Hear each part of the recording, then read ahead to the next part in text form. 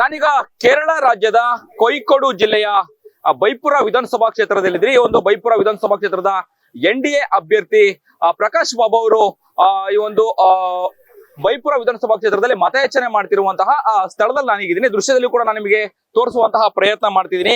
ಕೇರಳ ವಿಧಾನಸಭಾ ಕ್ಷೇತ್ರದ ಚುನಾವಣೆಯ ಪೈಕಿಯಲ್ಲಿ ಈಗಾಗಲೇ ಏನು ಕೋಯಿಕೋಡು ಜಿಲ್ಲೆಯ ಈಗಾಗಲೇ ಬೈಪುರ ಕ್ಷೇತ್ರದ ವಿಧಾನಸಭಾ ಕ್ಷೇತ್ರದ 3 ಜನ ಅಭ್ಯರ್ಥಿಗಳ ಪೈಕಿ NDA ಅಭ್ಯರ್ಥಿ ಪ್ರಕಾಶ್ ಬಾಬು ಅವರು ಈಗ ಕಡಲುಂಡಿ ಗ್ರಾಮ ಪಂಚಾಯಿತಿಯ ಈ ಒಂದು ವ್ಯಾಪ್ತಿಯಲ್ಲಿ ಈಗ ಮತಯಾಚನೆ ಮಾಡ್ತಿರುವಂತದ್ದು. ಈಗಾಗಲೇ ಮತಯಾಚನೆಯಲ್ಲಿ ಇವರು ಕೂಡ ಈಗ ತೊಡಕೊಂಡಿರುವಂತದ್ದು ಈ ಒಂದು ಗ್ರಾಮ ಪಂಚಾಯಿತಿಯ ಲಿಮಿಟ್ ನಲ್ಲಿ ಈಗ ಮನೆಗೂ ತೆರಳಿ ಮತಯಾಚನೆ ಮಾಡ್ತಿರುವಂತಹ ದೃಶ್ಯವನ್ನ ಈಗ ನೀವು ಕರ್ನಾಟಕ ಟಿವಿಯ ಕ್ಯಾಮ್ರಾದಲ್ಲಿ ಕೂಡ ನೀವು ಗಮನಿಸ್ತಾ ಇರಬಹುದು.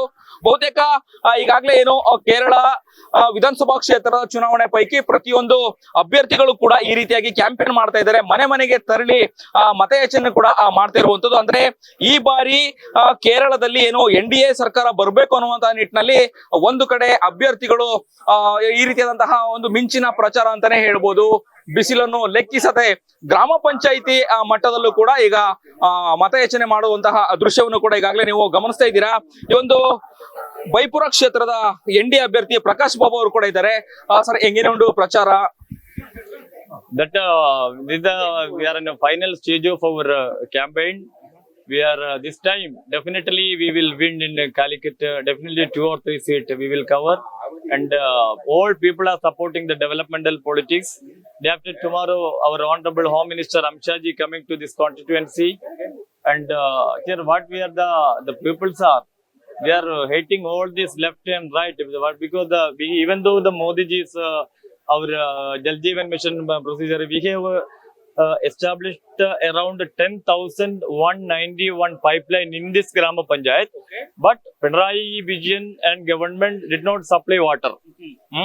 In all Kerala, we have throughout in Gram Panchayat, pipeline was there, but no water supply. The deplorable condition of the hospital is a very poor people area. No? We have no facility for a hospitalization, no specialist doctor, nothing is there. Then drinking water problem, then hospital problem, all these issues we are facing. No government college in this constituency. It's okay, Prakash Babu sir. NDA government edukku varanu Kerala rajyathile. In this see that in India around 20-21 states are in BJP in power.